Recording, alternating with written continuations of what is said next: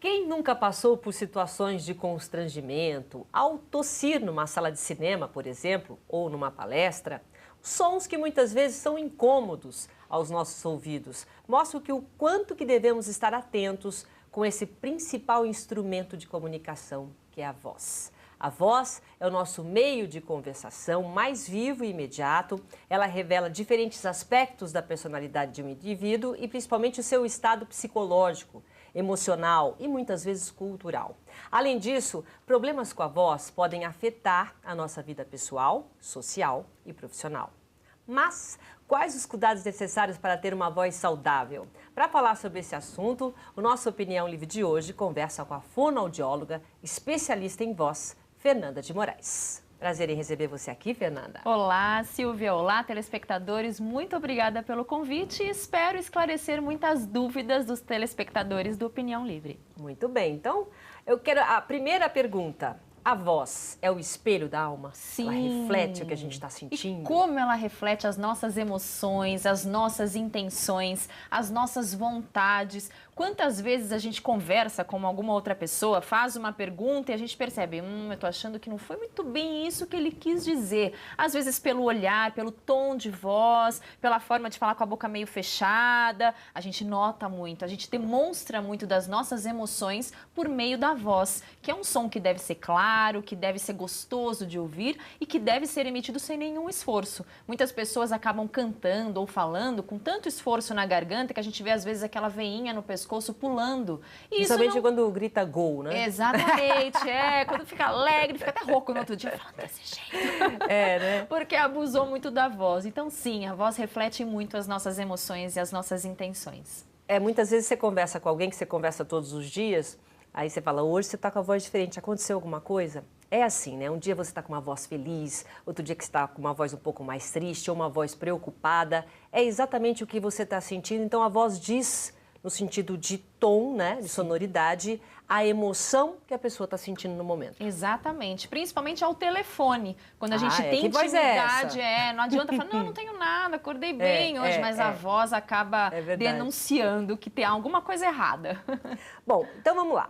Como é que acontece o processo da voz? Qual é o caminho que ela percorre até produzir o som? Só para a gente tentar entender qual é o mecanismo da voz. Claro, a nossa voz é produzida na laringe, que é esse tubo que a gente tem no pescoço. Nesse tubo ficam as nossas cordas vocais. Nós temos duas cordas vocais, que são duas cordas musculares, que têm o formato de V e ficam nessa posição paralelas ao solo. Quando a gente fala por um comando cerebral, essas cordas vibram pelo ar que quer sair dos pulmões. E essa pressão é tão forte que faz com que essa vibração seja muito rápida e produza o som que chega ao ambiente. Quando a gente está em silêncio, como você agora me escutando, as nossas cordas vocais ficam abertas para o ar passar. Então, por um comando cerebral, elas se fecham, criam um bloqueio para a passagem do ar, só que essa pressão é tão forte que faz com que elas vibrem, produzindo um som bem baixinho, assim, bzz, e esse som é amplificado nas nossas caixas de ressonância. Nós temos alto-falantes naturais que projetam a nossa voz no espaço, por isso que cada um tem uma voz diferente. É como se fosse a nossa impressão digital. É verdade? Cada um tem diferente? Exatamente. Por mais parecida que seja, às vezes a voz da mãe com a filha, o pai com o filho, às vezes as pessoas confundem. Não sei se era o irmão ou se era o outro, porque a voz é muito parecida. Mas se a gente usar um software de análise acústica para ver as ondas sonoras, a gente vai ver que é diferente. Cada um tem uma voz que é a sua, de acordo com a ressonância, com a vibração das cordas vocais. E a gente até pode fazer uma analogia. Se a gente tivesse aqui no estúdio uma caixinha de som em um canto e no estúdio ao lado uma caixa de som em cada canto, em que sala o som é melhor? Na que tem uma caixa ou na que tem quatro? Na que tem quatro, porque é um som mais equilibrado, igual o som de cinema, que é diferente do som do radinho de casa. Exatamente, a mesma coisa a nossa voz. Se a gente usa em equilíbrio esses alto-falantes naturais, a voz fica muito mais agradável de se escutar. Puxa, que voz linda tem a Silvia, porque usa muito bem as caixas de ressonância. Se eu uso mais um alto-falante natural, por exemplo, o nariz, eu posso ficar como voz de fanho. Aí eu vou falar assim com você, mas é meio estranho falar desse jeito. Ou Se eu uso pouco o nariz e mais a região da boca, eu fico com aquela voz de batata quente, parece que eu tô com o nariz meio entupido hoje, que também não é adequado. E a gente melhora o tom de voz com alguns exercícios que são específicos para a demanda de cada um. Agora, o que a gente sente é, muitas vezes, a pessoa tem até uma voz bonita, mas a voz não sai clara. Isso pode ser timidez, voz é um treino, você treina a sua dicção. Qual é realmente a influência que você tem para ter uma voz boa? Porque às vezes você fala, o que quero, não entendi direito, ou não tenho uma dicção. Sim. O que acontece? É falta de exercício, falta de juntar tudo? São vários os fatores, desde os emocionais, quando a gente está numa situação de estresse, se a gente não tem um controle, uma técnica adequada de voz e de corpo, de expressão corporal também, a gente acaba denunciando para as pessoas e aí fala um pouquinho mais baixo, não abre muito a boca para falar. Imagina eu falar com confiança, com credibilidade a respeito de um assunto com o dente travado desse jeito. Provavelmente a impressão que o outro vai ter vai ser bastante negativa a meu respeito. Ou o tom de voz muito baixo, fica falando baixinho porque eu sou uma pessoa muito tímida. E isso compromete também a credibilidade, a compreensão da mensagem diante das pessoas. Então, o volume que a gente usa para falar, o tom de voz, que às vezes a pessoa tem a voz muito grossa e fala alto demais, parece que ela está brigando, que também não é adequado. Às vezes é um jeito. Fatores culturais. Quem é de família italiana, geralmente fala mais alto, e usa mais gesto, e abre mais a boca. Agora, pessoas de família oriental, por exemplo, tendem a falar um pouquinho mais baixo, a não olhar tanto nos olhos, a deixar a boca também um pouco mais fechada. Nada que a gente não possa melhorar a performance por meio dos exercícios. Sem perder o estilo de cada um, o perfil, é possível melhorar. Mesmo o italiano reduzir um pouco e o oriental ampliar um pouco a voz. Agora, esse cuidado a gente precisa ter desde criança, quer dizer, desde do bebezinho, quando começa a falar, já existe uma forma de você cuidar da voz para a criança ter uma boa dicção? Sim, é sempre importante ficar atento. Hoje em dia tem muitos casos de criança com rouquidão, com nódulo, calo na corda vocal, porque grita muito, às vezes o pai não dá atenção e deixa a criança falando sozinha, berrando pela casa, e aí é um sério candidato a ter problemas de voz no futuro, tanto na infância, que isso acontece logo no momento que a criança começa já a ter o período de abuso vocal, e a longo prazo também. Então é possível sim, escutando, porque sempre assim, não existe só o bom orador. O bom orador, ele também escuta muito bem o outro, não é só ele que fala o tempo todo, mas ele também tem a habilidade de escutar ativamente o outro. Então, isso a gente pode usar com os pais. Os pais escutando mais os filhos, dando atenção, olhando nos olhos. Ele consegue desenvolver, né, Sim, Fernanda? e sendo exemplo. Porque não adianta a gente pedir uma coisa do outro se a gente não praticar. Então, não adianta o pai falar, fala mais baixo, não grita. Se o começa tempo a gritar todo na eu tô casa. Gritando na minha casa. Sim, então Agora, parte do exemplo. O gritar, quem fala muito alto, está forçando o tempo todo a voz? As pessoas têm resistências diferentes de voz. Tem gente que assiste o jogo de futebol, grita, berra no estádio, no outro dia tá com a voz perfeita, sem nenhum tipo de alteração. Já outras pessoas dão um gritinho e já fica com a voz falhando, cansado. Ela nem conversa comigo que eu falei muito hoje, tô muito cansado. Depende muito da resistência de cada um. É claro que, num geral, o ideal é que a gente não grite, mas que a gente projete a nossa voz. Quando a gente fala em projetar, é usar a técnica adequada para isso, com uma boa dicção, com volume que seja adequado e que seja também de acordo com o ambiente. Se eu estou num ambiente pequeno, com poucas pessoas, eu não preciso falar tão alto. Se eu estou num ambiente que é grande, com muitas pessoas, eu vou ter que projetar um pouco mais a minha voz, mas sempre de forma natural, sem nenhum tipo de tensão, principalmente na região cervical, para que eu não tenha um problema posterior.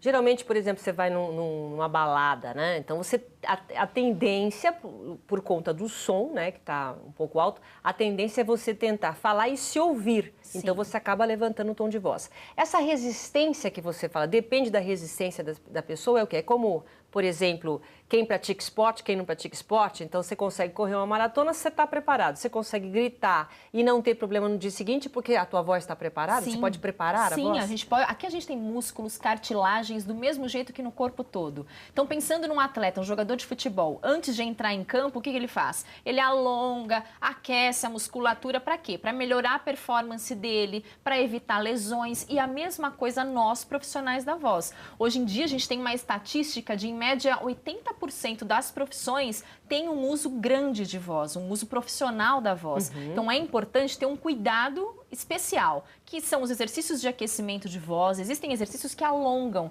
que aquecem essa musculatura e preparam a nossa voz para o dia a dia profissional. Porque a voz que a gente usa profissionalmente não é a mesma voz que a gente usa em casa, no jantar com a família. Quando a gente está em casa, a gente está mais à vontade. Você coloca um tom de voz a mais, né? A postura é outra. Agora, numa situação profissional, a gente tem cuidado com a dicção, com a pronúncia, com os plurais, com a forma como a voz vai sair. É diferente. Então, existe um ajuste muscular diferenciado e daí a importância da gente preparar essa musculatura antes por meio de exercícios, que são os de aquecimento vocal.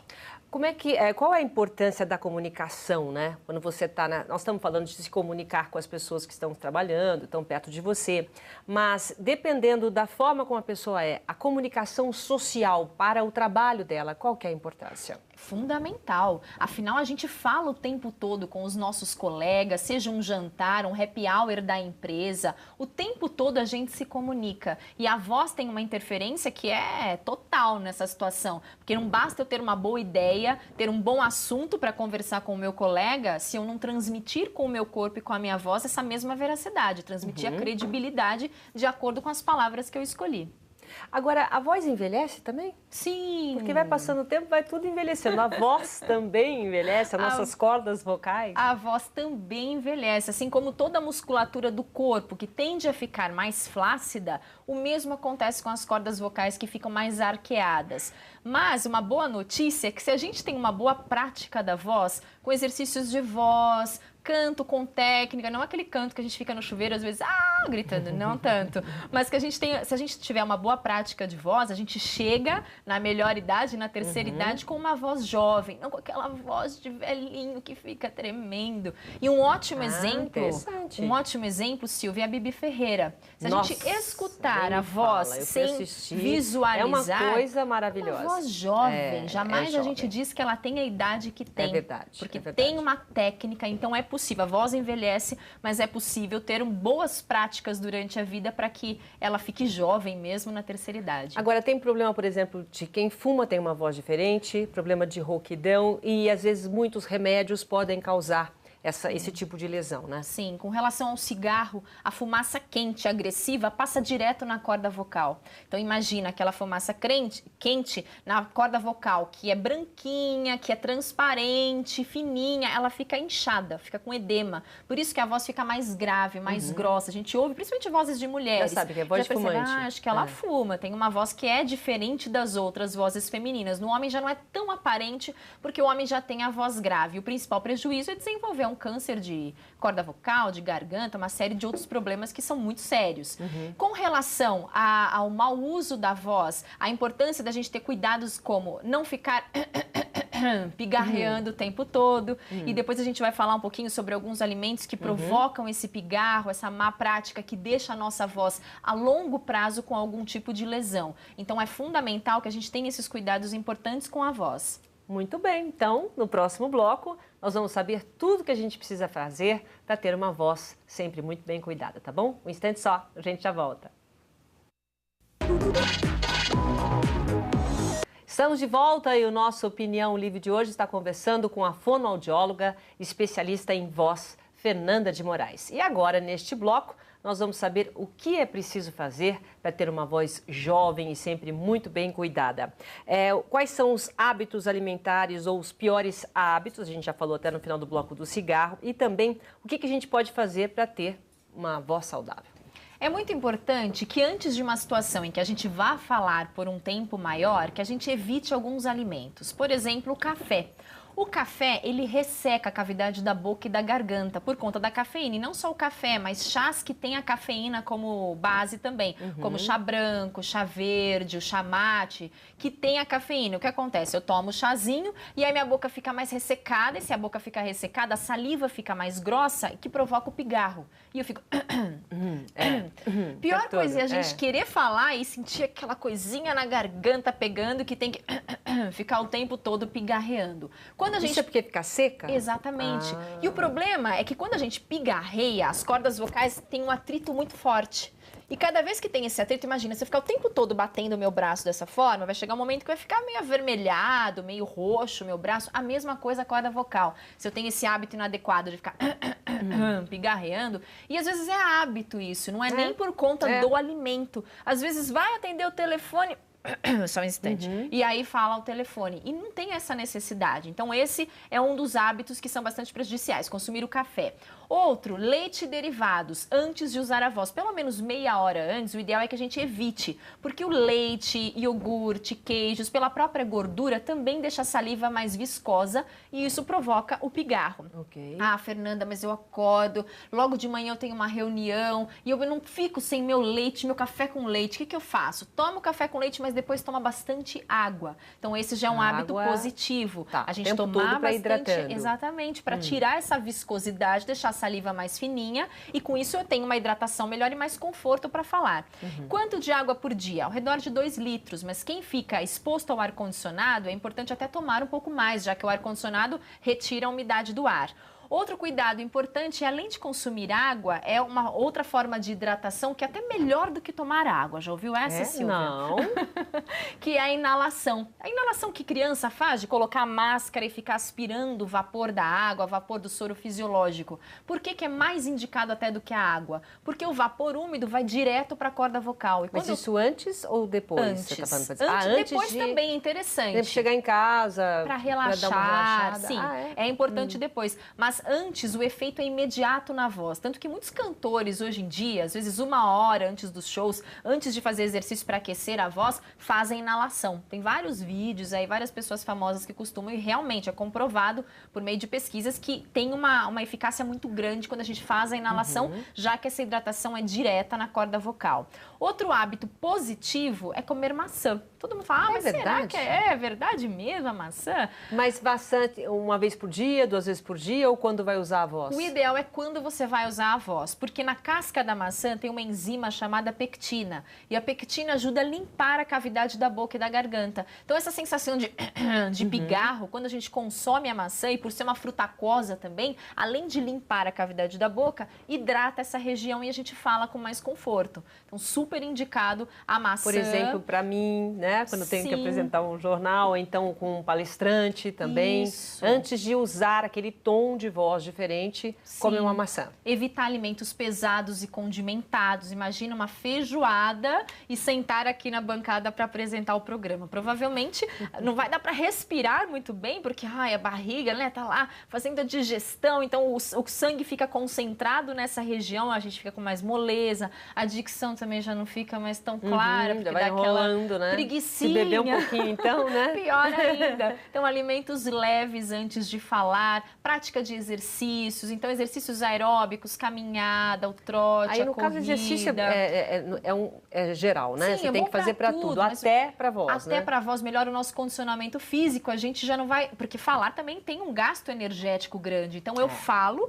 e não me sinto cansada. É importante para ter uma boa postura corporal também, já que a postura interfere demais na voz. Tem algumas pessoas que falam o tempo todo com a cabeça para o lado, porque eu sou muito meiga, sabe, Silvia? Então eu sempre falo com a cabeça para o lado.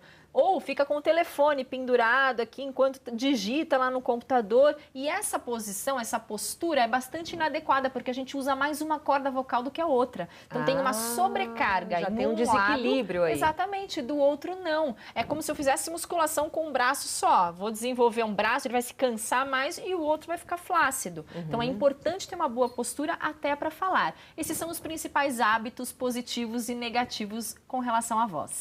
Em relação, por exemplo, a você melhorar a dicção, quer dizer, uma pessoa que quer melhorar, sabe que precisa melhorar a forma de falar, está às vezes muito tímido, né? A dicção, você articular, qual é a importância e como é que a gente faz? A importância é muito grande e a nossa dicção diz muito da gente, muito da nossa personalidade.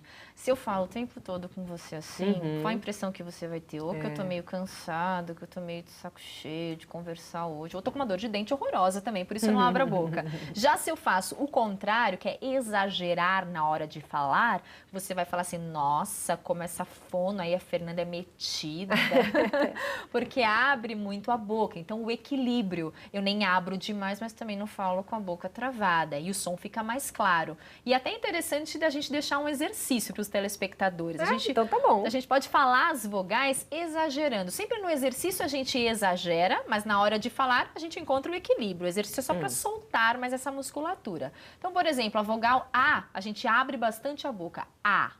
No E, fecha um pouquinho. E. No E, fecha mais um pouquinho. E. No I, vogal sorriso. I. O bico grande. O. O bico menor. O. E U menor ainda. U. E depois a sequência toda. A, E, I, O, U. E falar algumas palavras exagerando, para melhorar a dicção. Sempre ficar atento aos plurais, que a gente não vai, os R's finais, a gente não vai fazer, vai comer, vai trazer para você. Nós vamos trazer, nós vamos comer. É importante aparecer esse R. A palavra, né? Sim. Engolir. E as pessoas acabam fazendo uma leitura a nosso respeito pelo jeito como a gente fala. Ah, fulano pode ser especialista no assunto, expert naquilo, mas se na hora de falar ficar, porque a gente vamos, nós vai, ou vamos fazer isso, já perde toda a credibilidade. Então é importante a gente ter esse cuidado com a pronúncia, com a dicção. É possível mudar o sotaque? Você, Sim. como fonoaudióloga, ele fala caipira, entendeu? Eu brinco, eu trabalho na Bandeirantes com o Neto, eu falo, Neto, você não vai mudar não, essa é minha personalidade, né?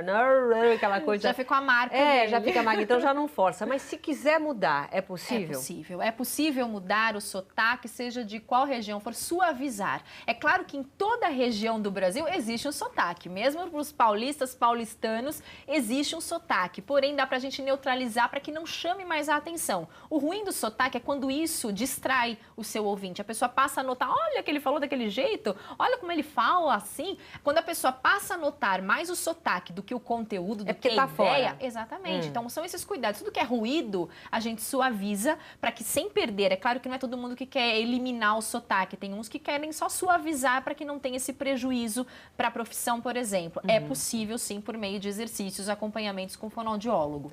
E no sentido de fortalecimento, a gente falou de dicção, para ter realmente essa resistência que você fala, dá para saber um pouquinho como é que faz? Claro, eu vou mostrar para os telespectadores alguns exercícios de aquecimento vocal. Então, o primeiro, é claro que assim, o ideal, Silvia, é que cada pessoa tenha a sua listinha de exercícios customizada para aquilo que precisa. Tem gente que precisa projetar mais a voz, outro precisa falar mais baixo, outro tem que ampliar a dicção, outro fala com a voz fina demais e não transmite credibilidade. Então, cada um tem uma demanda. Mas o Anderson Silva precisava, né? E dá para mudar a voz dele. Todo mundo pergunta isso, dá? Mas você acha que ele não vai mudar mais, não? Decepção, quando ele começa a falar, nossa, a gente esperava que fosse um vozeirão, não é?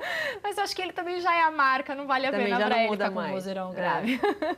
Mas é possível mudar. E os exercícios que eu vou mostrar agora, eles são mais universais, eles melhoram a voz de qualquer pessoa de acordo com a demanda. O primeiro é a técnica de vibração de língua, que é o mais conhecido, em que a gente inspira e faz esse som. Esse é bem... até acabar o ar. A gente tem uma variável dele, que é para trabalhar grave e agudo na voz, que já que a gente usa ênfases para o grave e ênfases para o agudo, é importante também trabalhar essa musculatura, que é o...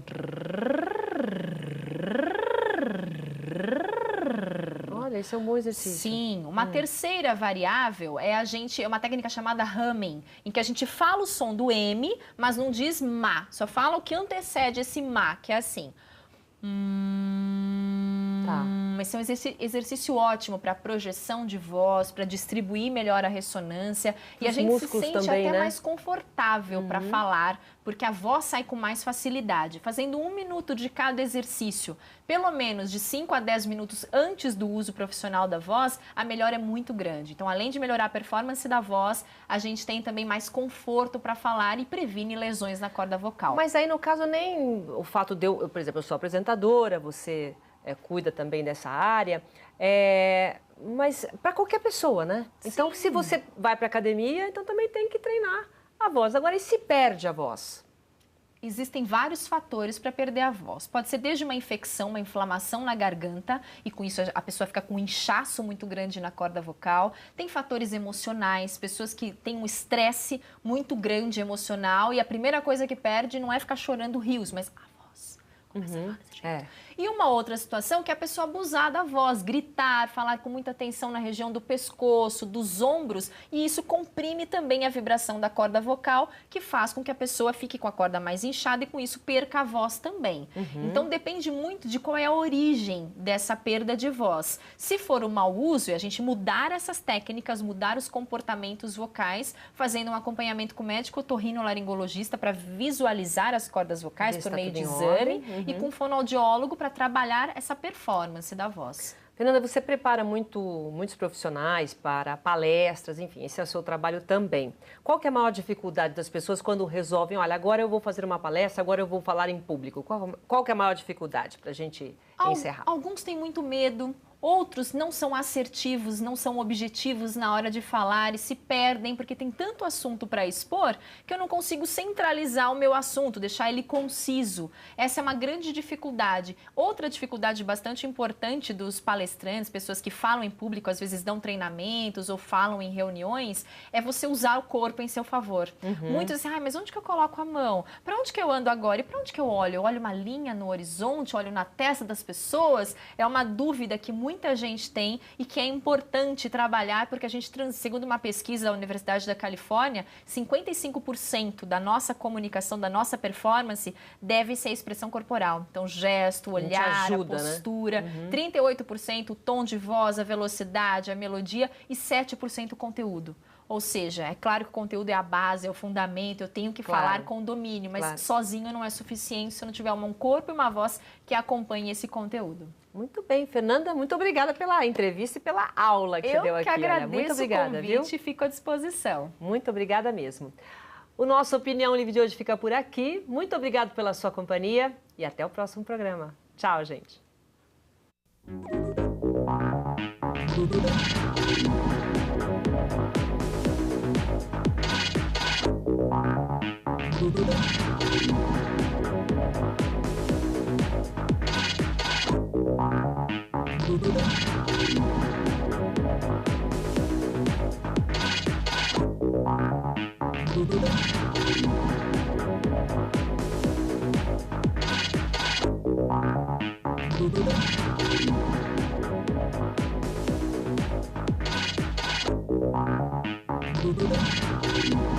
Informações sobre uma vida mais saudável e com qualidade de vida você encontra aqui na TV Unip.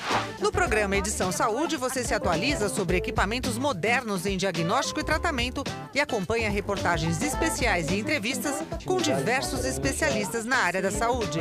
Não perca o Edição Saúde aqui na TV Unip.